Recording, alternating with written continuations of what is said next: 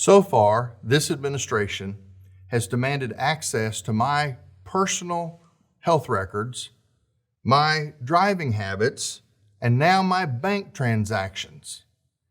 If a stranger wanted that kind of information about me, I would try and get a restraining order.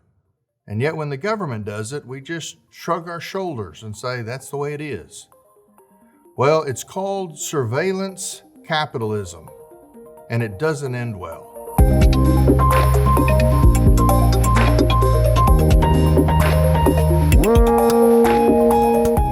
One of the things that is in the news right now is the Democratic push to include in their next tax bill and budget a provision that would require reporting by banks of your traffic patterns in your bank account. There's been some pushback, but the original proposal was that banks would have to report any transactions in or out of your account over $600. Now, not specific transactions, they tell us, but in general, they're trying to monitor the flow of money so that they can catch those who cheat on taxes. In fact, the president said this is not going to hurt regular people. This is to keep billionaires from cheating on their taxes. But here's the problem. Billionaires have accountants and lawyers that help them know how to manage their money to avoid taxes. When you set the standard at $600 accounts, you're going after the regular people. What they're doing is they're targeting people who have cash businesses. For example, the woman who operates a beauty salon out of her home, or the fellow that works on people's cars in his driveway as a side job. Those businesses that are primarily cash businesses, the government now wants to make sure they know every single dollar that passes through your account. It is a very scary intrusion of our privacy. Not only that, as parents have pushed back against school boards who have kept secret some of the things that are being taught in their curriculum, now we find out that Merrick Garland, the Attorney General of the United States, has instructed the FBI to treat those hostile parents as domestic terrorists. They're being pursued and followed. It's interesting that we bow down to actual terrorists in the Middle East. We give them billions of dollars of equipment, and we walk away and say, oh, it'll be fine. And yet parents who are just trying to find out what the schools are teaching their children, now they're the terrorists, and that's where the FBI puts their attention. Merrick Garland has a conflict of interest in all of this. One of the recent pieces of news that has come out is that social media, surprise, surprise, is mentally unhealthy for children. Not only is social media, Facebook in particular, designated as an unhealthy pastime for children, but now we find out from a whistleblower that Mark Zuckerberg, the owner and founder of Facebook, has gone out of his way, even though he knows the results of these studies, he's gone out of his way to make Facebook designed in such a way that it is even more addictive for children. Not only that, but he now has funded a company called Panorama Education. Panorama Education is a company that contracts with some of the largest school districts in America to do emotional screening surveys. In other words, Zuckerberg is funding a company that does surveys of children's deepest, darkest secrets, their thoughts, their fears, their concerns. It's called data mining, and they're trying to find out how to draw our kids even further into the addiction of social media. Now, here's where it gets really messy. Let me break it down for you. The company, Panorama Education, that was funded by venture capital from Mark Zuckerberg and Facebook, the founder of Panorama Education is married to, guess who? The daughter of Merrick Garland, the Attorney General of the United States. What that tells me is that while the FBI is pursuing parents who are aggressively trying to hold their school boards accountable, the very people who are the fox in the hen house have an inside track to conduct themselves in a way that will not bring questions from official Washington. In fact, one of the loopholes in the federal laws allowing parents to have information about school boards and what is taught, one of the loopholes is that Panorama Education, when they contract to give these emotional screening surveys to children, they are considered employees. Now, this is an outside company. They are considered employees of the school district, which by law shields them from sharing what they discover with parents. It's fascinating that we have the president cavalierly saying that they want to have access to all the information of our bank accounts, demanding vaccines and wanting all the information available to employers about our personal health matters. And now Merrick Garland has a conflict of interest with a company that is data mining information from the minds of our children. Well, I called it surveillance capitalism. It's the idea that unlike George Orwell's 1984, it's not the government who is putting a two-way television screen in our homes to spy on us. We've all volunteered for the process.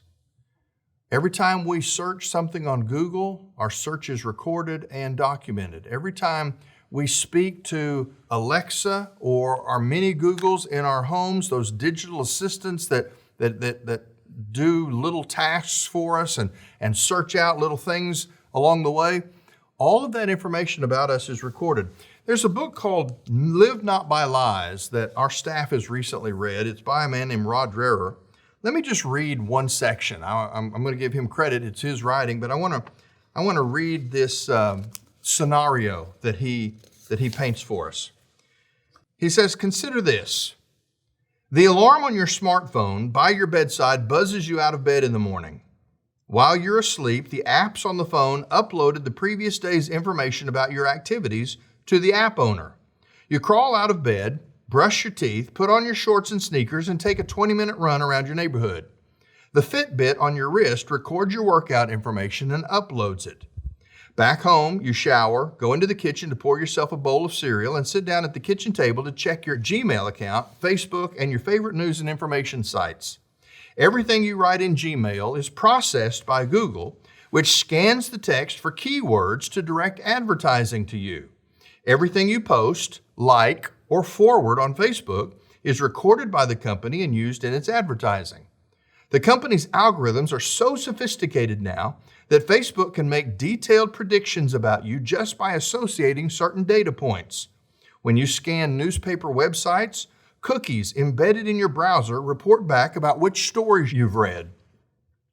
As you drive to work, sensors in your car record and report your driving habits because you allowed your car insurance company to capture this data in exchange for a lower rate for safe drivers. Meanwhile, the insurance company's sensors record data about which stores you stop at and then report all that back to the insurance company, which then sells the data to marketers. All day long, the smartphone in your pocket sends data about its location, and therefore your location, back to your service provider. You are trackable at all times, and disabling location services in your device is not foolproof. All the requests you make of Siri, your digital assistant, they're recorded and monetized. You go out for lunch and pay with your credit card. Marketers know where you've eaten and match that data to your personal profile. Stop at the supermarket on the way home to pick up a few things and pay with the card. They know what you bought. Your smart refrigerator is sending data about your eating habits to someone. Your smart television is doing the same thing about what you're watching. Your smart television will soon be watching you, literally. Reports tell us that prize-winning research by a company called Realize will use facial data recognition to make it possible for machines to analyze emotions using facial responses. When this technology becomes available, your smart TV, your smartphone, or your laptop will be able to monitor your involuntary response to commercials and other programming and report that information to outside sources. It doesn't take a George Orwell to understand the danger posed by this all but inescapable technology. We live in a world where every move we have is recorded by someone. Unless you're willing to move to Idaho and go off the grid and live in a cabin with no electricity and no connection to the outside world, the question is not how to hide. The question is, how do we process life in a high surveillance culture? Even when it's not the government doing the surveilling, big capitalism now does it for them, and all of that information is available. If you need a further example, think about John Grudem. The head coach of the Las Vegas Raiders resigned this week because somebody released emails from 10 years ago where he said some unsavory comments about someone else, and now he's been canceled. Now, I'm not suggesting that what he said was okay and that wasn't maybe justified. I'm just saying you can lose your job today for something that you said casually a decade ago. Well, how do we approach this other than that little cabin in the woods? Well, here's my suggestion. The Bible calls us to be certain kinds of people. In 1 Peter chapter 3, beginning in verse 10, Peter says, "For the one who wants to love life and to see good days, let him keep his tongue from evil and his lips from speaking deceit. Let him turn away from evil and do what is good. Let him seek peace and pursue it, because the eyes of the Lord are on the righteous and his ears are open to their prayer. But the face of the Lord is against those who do what is evil." Now, these verses are a great guideline. They say live the right kind of way. Represent Jesus, live a godly and quiet life, a life of integrity, a life of peace with all men. But even 2,000 years ago, Peter understood that sometimes government and culture comes after the good people. In fact, sometimes they come especially after the good people. And so Peter goes on to talk about this. He says, basically, if you live a good life, if you're kind to people, if you're honest, if you act with integrity, then you will love life and your life will be okay. But then he says this, who will harm you if you're devoted to what is good? That's a reasonable question. And then he says, but even if you should suffer for righteousness, you're blessed. Do not fear what they fear or be intimidated. But in your hearts, regard Christ the Lord as holy, ready at any time to give a defense to anyone who asks you for a reason for the hope that is in you. Peter says, if you live right, your life should go okay. But that's not always the way the world works. Today, they're coming for high-profile celebrities like John Grudem, and they're canceling him because he doesn't say the right thing or even think the right thing. They can come after us anytime because they've collected so much information. They know, even if we've never spoken out in public, they know our views, our positions, what we think, who we support, what's important to us. We live in a world where everything about us is known. The only response we can have is to live as those who are not ashamed of anything they say or do. Now that's a high standard, but that's the standard we're called to. And even when we live a life where we are not ashamed of anything we say or do, even then, we may still suffer for righteousness. But Peter says, don't be afraid and don't be intimidated. You see, We may not win the battle of surveillance capitalism, but if you're a follower of Jesus Christ, you're on the right side of eternity. Do not lose sight of the big picture because of the immediate battles before our eyes. Follow Jesus. He'll lead you home. He'll lead you to victory.